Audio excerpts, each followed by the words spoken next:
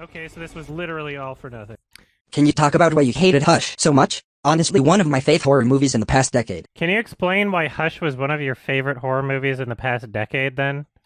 Main character who actually gets up and pays for mistakes, so that's it? That's all you need?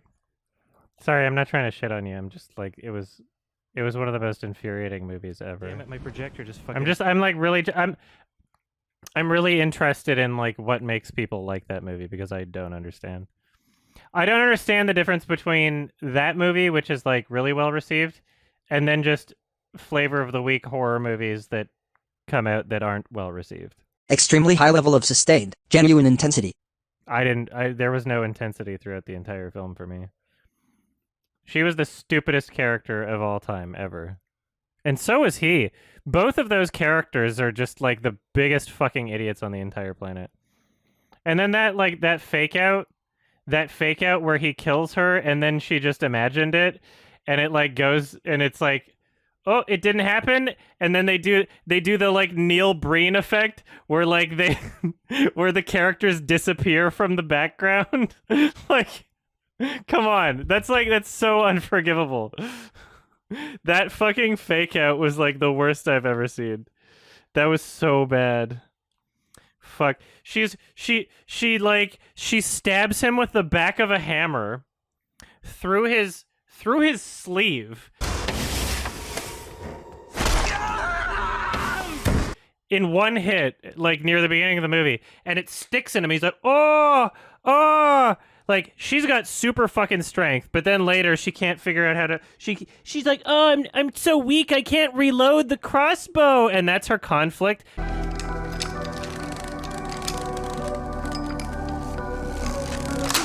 For like the next like I don't know 2 hours of time, like real time in the movie. Like, fuck off. It's so stupid. Where did he come from at the end when he, like, spawned behind her in the bathtub? There wasn't even a window there. How did he get there? Where did he come from?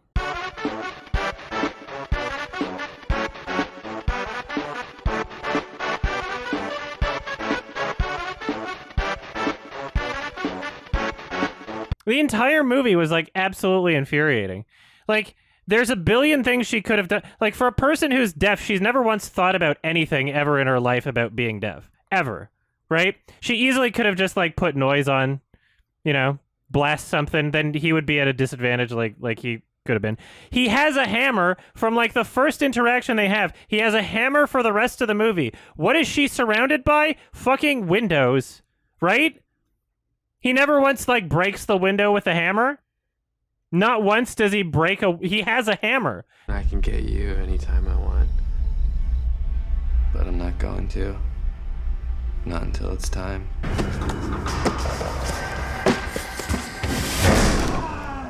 And then she's just like, oh, I'm so weak, I can't do it. You stabbed him through the arm with the hammer, through his clothes. She's got, like, super strength somehow. And then doesn't later when it's convenient for her not to have super strength. Like... It's genuinely so incredibly infuriating. It's like one of the stupidest fucking movies. You liked that he was toying with her? That's every horror movie. That's every horror movie ever. The killer can kill them at the beginning, but doesn't because he wants to toy with the victim. That's every horror movie. What's the difference between this one? I don't get it. I don't understand why this one's well received. It just seems like because it's gimmicky because she's like a deaf person. And it's like, ooh, now she's at a disadvantage more than a regular character in other movies, but then they just don't do anything with it. The entire movie, there's like maybe like 1 or 2 moments in the movie where like her deafness actually comes into play, and the rest of the movie, it's just a horror movie. It's just like, oh, stabbed through the throat at one point. As long as you show a bit of gore, then there's a huge section of the population that just loves every horror movie. If they do that one thing where you see some blood at some points, oh, there's some gore. That's how it feels to me. I really don't understand. I'm sorry if it seems like I'm being an asshole, but like I genuinely don't understand the difference between Hush and just any other horror movie that other people think is bad. I don't understand why that one's like well received. Nuzlub, no, I just said they didn't do anything with it. It's a gimmick. Yes. Yeah, see, okay, yeah, Don't Breathe did more with the concept. That was like a constant throughout the entire movie. Where immediately he put the main characters at a disadvantage and was like, this is the life that I live, you know? And I didn't even think Don't Breathe was like a great movie. It had some moments that were satisfying, and it was a memorable, like, maybe I could watch it again sort of thing. You know, there was some dumb fun, but there are some things that like stood out about it. Hush was like they didn't utilize the gimmick at all, except for like 2 points in the movie. He dies because of overconfidence mostly. There was never a question of will he be able to get in, just when will he decide to come in. I appreciated that the boyfriend saw through the obvious lie the killer was telling. I'm sorry, Bridge Builder and Cosmonaut something, Genesis.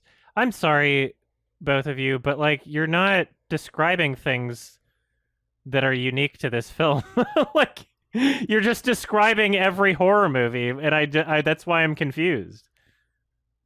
Like, oh, he died because of overconfidence at the end. That's every horror movie. Like, I liked that he was toying with her. He was just biding his time and lets her suffer. That's every horror. I don't understand. What's unique about this? Oh, it isn't as many horror movies as I claim. What? Oh, it isn't literally every single horror movie ever made? Whoa. Just saying that I think you're exaggerating a lot. What, you think? Oh, you think I'm exaggerating when I say every horror movie? What?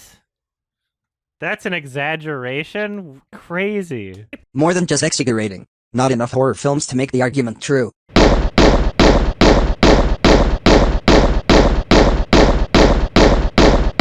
Bridge Builder, you are incorrect or have not seen many movies. I don't know. It's not unique. I don't understand. I really don't understand. Armor set. I just like progress. There's no moment in Hush that was scary or had tension or was believable or interesting. There were 0 moments in that entire film that could be described as any of those things. I would be genuinely fucking embarrassed if I were defending a film with that fucking fake out at the end. I would be embarrassed to defend that movie. If any movie had that fake out, where they're just like, oh, I was just imagining that for a second. Like, and then they, boop, disappeared Neil Breen style. Like, come on. That's like the worst thing I've ever seen. I could not imagine defending that movie. Even if the rest of the movie was good, I could not imagine for defending that movie. Like, I could not. Like, instant? Like, pretty much, yeah. Should I... Let's see if we can find that clip on... Did someone else find it as funny as me and upload it to YouTube? If not, let's see if I can just... I have it on a hard drive downstairs. I could bring it up and maybe just show that clip. It's honestly pretty creative, envisioning the most likely outcomes from the options she thinks of. It's an excuse to have a fake out. It's an excuse to think that there were actual consequences suffered by the main character, other than just like almost dying, which happens in every horror movie, by the way. Every horror movie, the main character like fucking almost dies. Like, fuck. So, we got... She's... By the way, does this look like the middle of nowhere to you? I think it looks like the middle of fucking nowhere. Look at this, like, panning down. Look at this shot from here. Middle of fucking nowhere. And then at the end of the movie, she calls the cops. They show up in 10 seconds. Not even fucking kidding. Look at this. Oh, I'm, like, dying.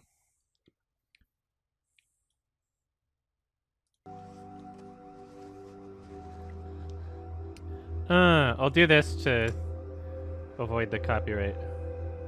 Maybe. 911. Sorry for everybody who's getting a headache. Oh no. Wow, wee woo. I almost died at the end. Ba ba ba ba ba ba ba. There's probably, I don't know if the soundtrack's released.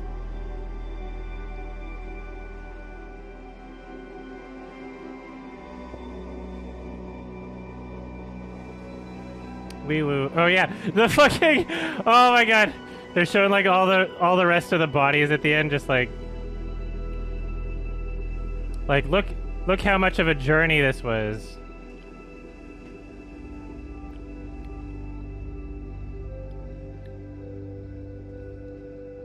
Come on. She's like walking outside.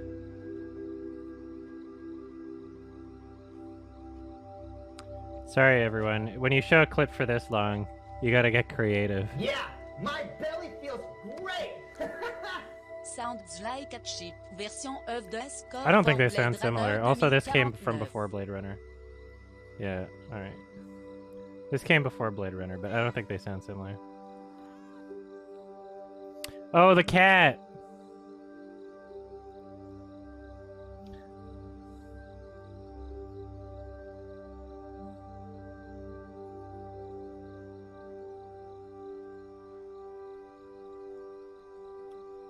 I'll try to play scenes for less time than this. And here they are. I don't know. I guess you could argue that like there's like passage of time somewhere in there. It's certainly not implied. Like usually when you're implying passage of time, you do like fade, you know, like something like that, not just this like dumb little like ooh, look at who's dead montage when she came out and like decided to pet the cat. She's like totally fine right now. Unless she's imagining, who knows? Maybe she imagined the entire ending. Because apparently we can just... Where's this fucking stupid part? What? She runs out. He's like, did you see that? Did you see how far away the contact was? He was like a foot away and it hit her too. Look how far away that he hit the air so hard that it hit her.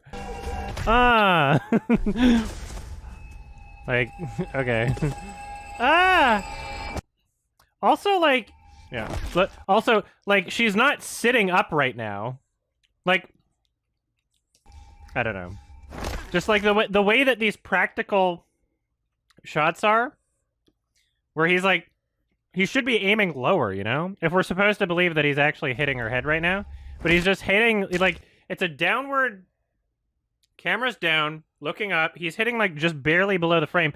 The reason why is because there's, like, a person actually under there doing the, like blood shooting up thing, right? But it's just, like, it looks really unconvincing. And the entire movie is like this. It's just, like, really fucking stupid. And then he's like, oh, I killed her. Watch this shit. It's the funniest shit in the fucking world. I'll pause again just to hopefully maybe avoid copyright. This would be an easy copyright claim to dispute, by the way, Salamancer, if you have to.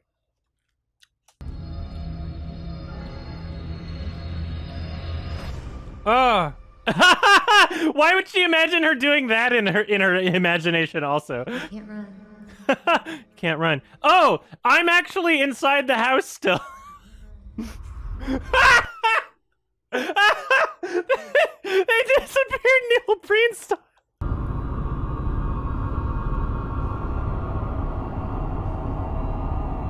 And this movie's like critically well received. And people like it and critics like it. Like, I'm sorry. You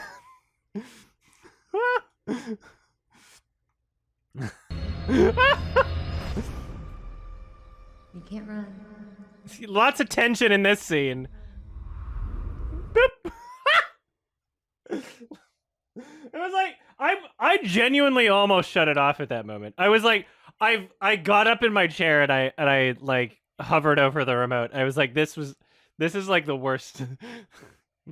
What would be a better way to show that it was in her head? How about she doesn't do that? Or if they want to include that, don't do it in a fucking fake out. That's dishonest and manipulative. Right?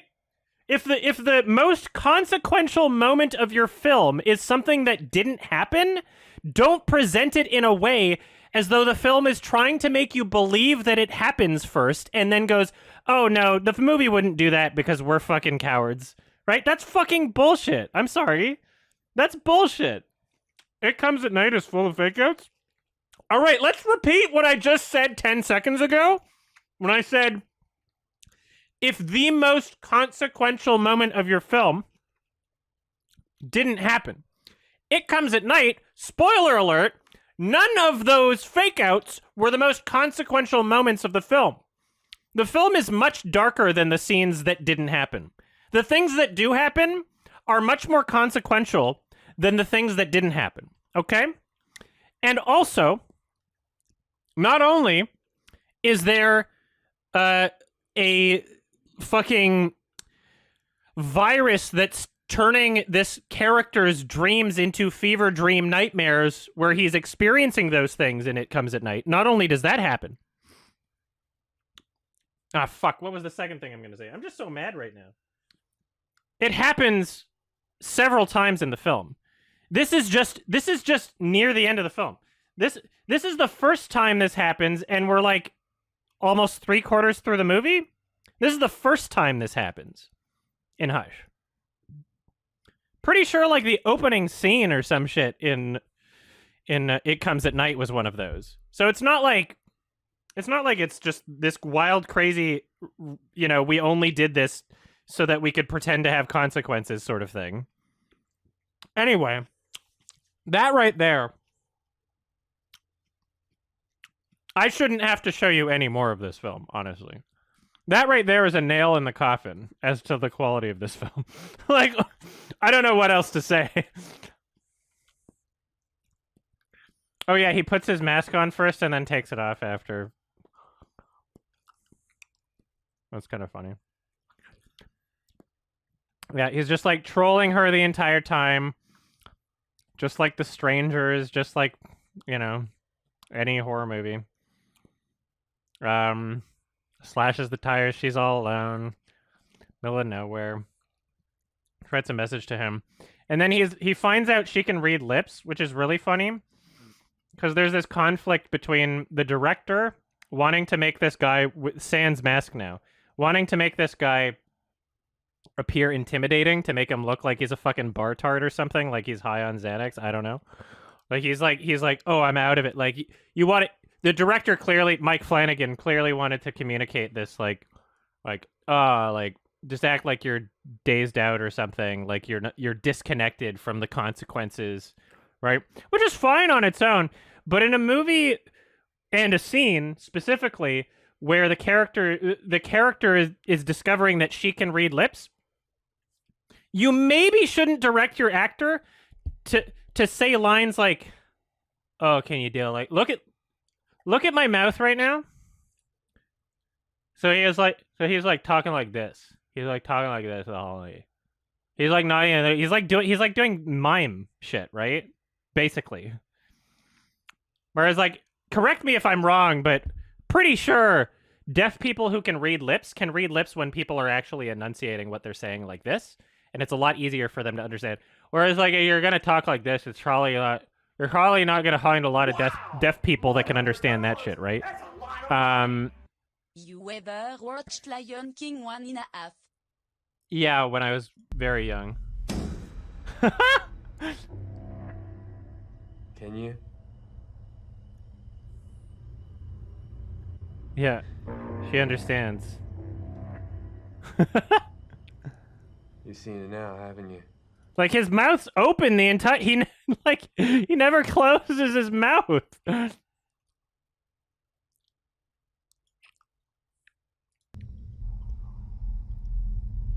It feels conflicting.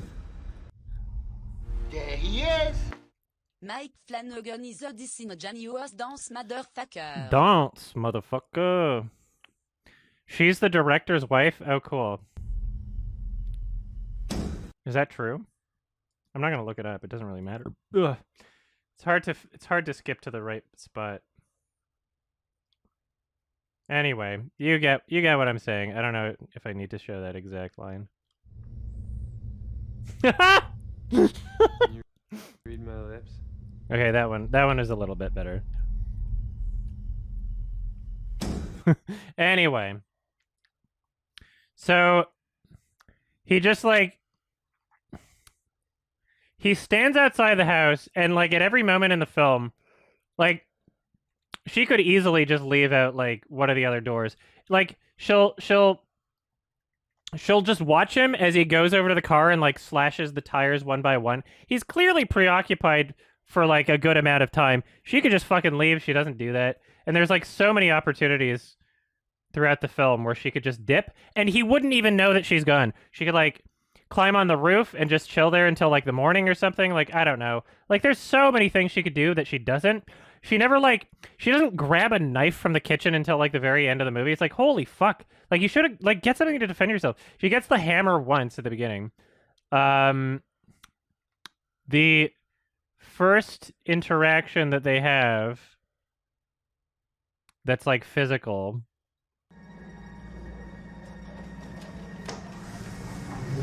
Whatever. Fucking do your thing already. Where is it? Yeah, she's distracting him. She's like trying to find her friend's phone. Trying for like way too long. She's like, oh. And then she's like, no, I'm gonna go back. Hiya! She just stabbed him with the back end of a hammer through his clothes into his arm like that. Right? Now he has a hammer that he never once uses for the entire rest of the film to get inside. Right? So she's got super strength. We've clearly identified that she has super strength, right? If you don't think she has super strength, then you weren't just watching the movie, right? So I don't know what you were watching. But then later, throughout the entire rest of the film, she can't figure out how to like reload the crossbow because she's too weak. She's like, oh, it hurts my arms. So she's in a bathroom, like, grab the towel. It won't be sharp on your fingers if you grab the towel next to you. Like, every single fucking frame of this movie is just yelling at people for being the biggest fucking idiots on the planet. I can't stand movies like that, right? Sure, it's, like, technically somewhat competently shot. Like, it doesn't look like a movie made for $2. It just feels like a movie written by a 2-year-old, right? Like, it's so fucking stupid. Like, what's the point of having characters if you can't believe a single fucking thing that's happening in the entire movie? If you can't understand a single motivation, why even have characters? Just make a fucking art piece. Just have, like, a gore compilation. Just be like, oop, boop, shot in the head. You know, like, have a... Just be like some sort of, like, museum art piece with no story. Why even make a story if you're gonna do this shit?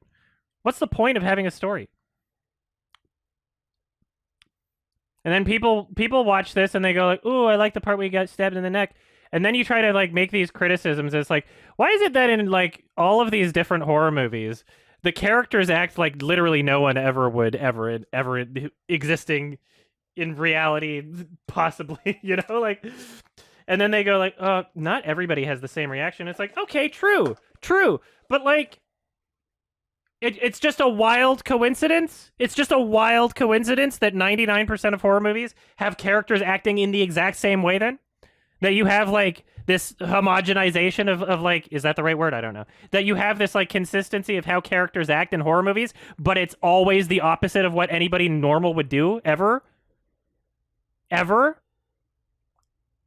It's just a wild coincidence that every horror movie does that. It's like when you try to point out that a child's acting is bad, people go like, not everybody processes emotion in the same way. When you try to get a child to cry and they go like, it looks like they're smiling, ha ha ha, and then you try to point that out and people are like, no, you know, there are some people that do look like they're smiling when they're crying. Okay, cool. What percentage of the population is that? How come they're so overrepresented in movies? Why is it just a wild coincidence that they're so overrepresented in films then? Clearly that's not an intentional choice. Clearly that's something that could be improved. It's a thing that takes me out of the movie because it's so obviously bad. Unless you're going to unless you're going to acknowledge it, like, do you want to be self-aware about it at any moment? Just like these horror movies with people acting like fucking morons. Like, I like, you know, Cabin in the Woods addresses it. What, we're really going to split up? That's even a cliche right now because of how fucking stupid and consistently stupid horror movies are. There's like literally like, if you want to make a commentary on horror movies, first thing you're going to point out is how everyone is a fucking moron. Like, holy shit. And I get it. Like, you want conflict to happen. I get it. But there's horror movies that exist that are well written that don't need everybody in the horror movie to act like a 2-year-old in order for conflict to happen. That's just being fucking lazy. I'm sorry, it's lazy. There are good horror movies that exist. The Thing, my favorite horror movie. Right? Could you imagine that movie if every character was like, duh, I'm stupid, like the entire like what? How can I appreciate The Thing on that level and appraise it for having a movie where, for the most part, maybe not in every single second of the movie, but for the most part, characters act very rationally, right? And there is a level of paranoia that you experience as the viewer that those characters are also experiencing, right? That's what adds to the film, is that you as the viewer, you experience the same thought processes that the characters experience in that film, because none of them know what's going on, and you don't either. You don't know who's a thing, right? That's part of it. So how am I supposed to say that that's a good thing and praise that film if I'm not allowed to criticize movies that don't do that and that are much, much lazier and more stupid? You know? Then if that's not a criticism, then you can't praise films that do it differently. Regarding her choice to not flee the house, she believes she won't be able to escape unnoticed. You can believe she's wrong, but then it's a deliberate character flaw, not a writing flaw. Okay, yeah, well, she doesn't have to leave the house. She doesn't have to leave the house. She could have grabbed the knife for most of the movie that she decided not to, right? Like, there's a billion opportunities. Didn't she try to leave the house once, though? That's how she got the crossbow. Here's her trying to leave the house. She did. You can't... Did you watch the movie Bridge Builder? You can't just say she won't do it because she doesn't believe it's possible. She did. She tried and she failed at one point. I'm just saying there are a billion other opportunities, even before this moment, that would have been, like, much better for her to do it, right?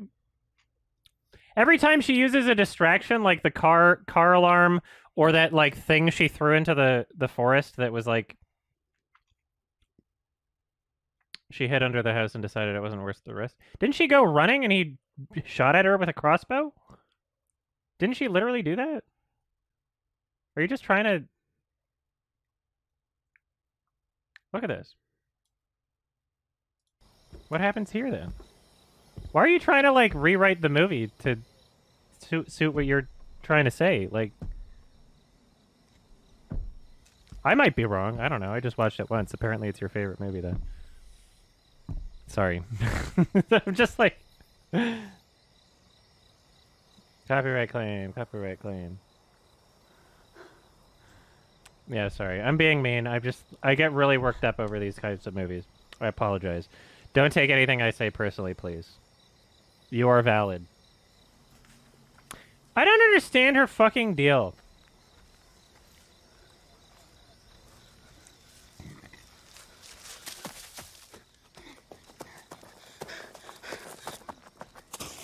Okay, look at this. Shoots at her. And that missed. That hit the tree. Right? He's stopped to reload. He's stopped to reload at this moment. Right? Does she keep running? No. She goes back. And it's like back to the house past him. She doesn't even try to tackle him or take his weapon, even though, as we've been shown, she has super strength. She runs back to the house. I'm sorry, a flight or fight response. That's someone not thinking, right? Someone with no, even a 2-year-old, right? A 2-year-old brain would not do what she did. That's more stupid than, like, the most basic instinct from, like, any animal, right? Like, you would either keep running or you would fight him. Fight him would be something that you would have to think. Like, if you've had a scenario in your head of, like, if there's a mass shooter or someone trying to kill me, when they reload, that's when you do hand-to-hand combat. Like, that's a logical thing that someone could think through, right? If you're doing the illogical, if I wouldn't even call this illogical, but if you're doing the not thinking about it but just going with your gut sort of thing, you're gonna continue running. Why are you going back? If he has to stop moving to reload every time, like, you're absolutely insane. There are horror movies that exist that don't have to do this bullshit in order to create conflict. right? How am I allowed to praise those movies if I'm not allowed to criticize movies like this? And I'm not pretending I'm not allowed. I'm just like, I really don't understand the perspective that like it's invalid to criticize characters for being the biggest morons that have ever existed on the entirety of the planet. I really like it. It's really bizarre to me. I just don't understand. Oh, you know it's fucking crazy? Wow. Holy shit. Oh my god, really? Oh no. See, I was almost so I remembered when I watched this, what was it, last night? I remembered when I watched it, the villain having the conversation with the cat that is purely just information for the audience. I remembered that part and I was going to criticize it but I thought like, nah, that's not a fair thing to criticize because that's right, that was in one of her hallucinations. And now I'm realizing that that was not in one of her hallucinations and that's after. Oh, this is great dialogue. You have to hear this. This is so funny. He like talks about his plan. Your house? Does your mommy live there? Let's check. Oh wait, it's not there yet. Oh. Welcome home, Puss. It's okay. You're gonna see mommy very soon. Or at least she'll see you. Nailed to the front. Oh no, this isn't it. Maybe I was wrong. Maybe the conversation was to himself. Okay, I remembered it being with the cat, but it could have been right here. What do you think, John? Oh, Should I go in there, get this over with? Is this it?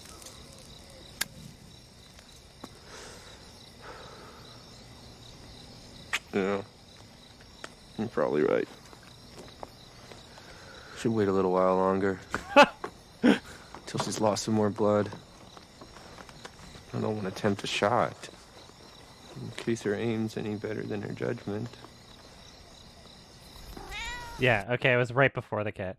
I thought that I was like, okay, I'm not gonna criticize that because that's like in this stupid fake out sequence, but apparently it's not. That's after, which is amazing. This is like the fucking I can't believe that this isn't like a clip on YouTube of like worst fake out in a movie ever. If somebody uploaded it with that title, I would put it in my favorites list because it legitimately is. Zoop! Like honestly, you put that in your movie. You put that in your movie. Thinking out loud is fine. Thinking out loud is fine. It's not fine when it's clear that the only reason the character is doing it at that moment is to deliver information to the audience. That's what's not fine about it. Right?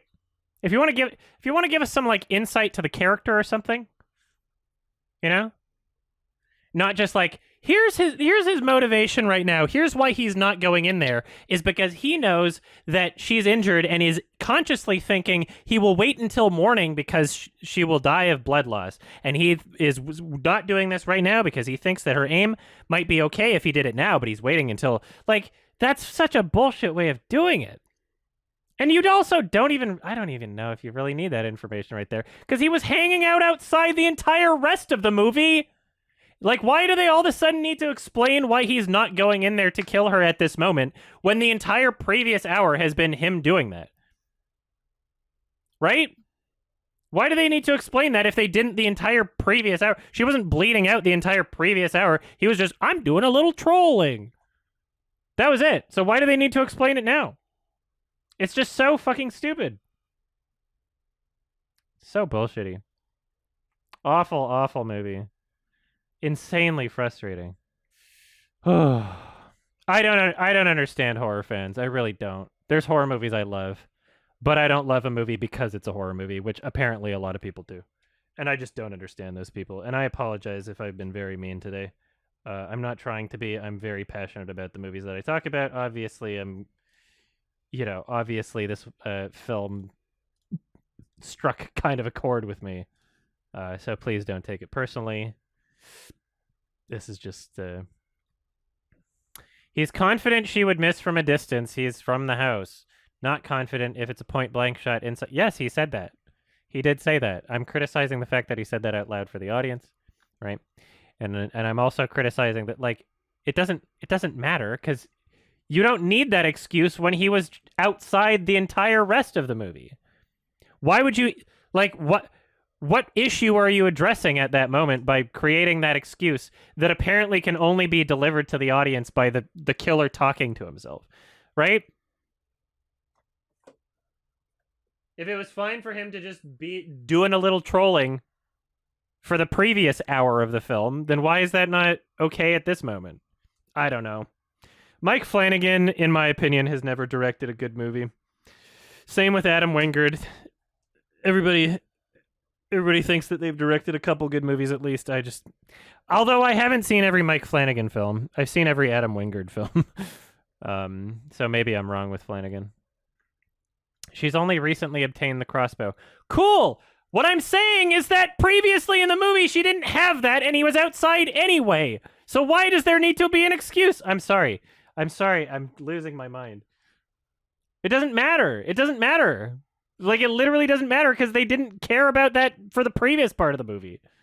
I don't know if this person is trolling because this movie has like a 6.7 IMDb user rating and a 67 Metascore somehow. Whoa. How did it get that high of a Metascore? It's so gimmicky. And it doesn't even use the gimmick. It's like the beginning and the end of the movie where like the deaf stuff is actually utilized. Aren't I criticizing that he was up close to her before while she had it? No, I didn't say anything about that. That's not what I was criticizing. I'm criticizing the transparency of the script for feeling it necessary to explain the motivations of the villain for not going in the house to kill her at that moment when it did not feel the need to explain his motivations to that same thing, not doing that, for the entire rest of the film. But it was apparently so necessary for them to explain the motivations of the villain that they decided to have him speak out loud to the audience. Like, anyway, sorry, I apologize. I'm a big meanie. I just like, you can't put that fake out in your movie.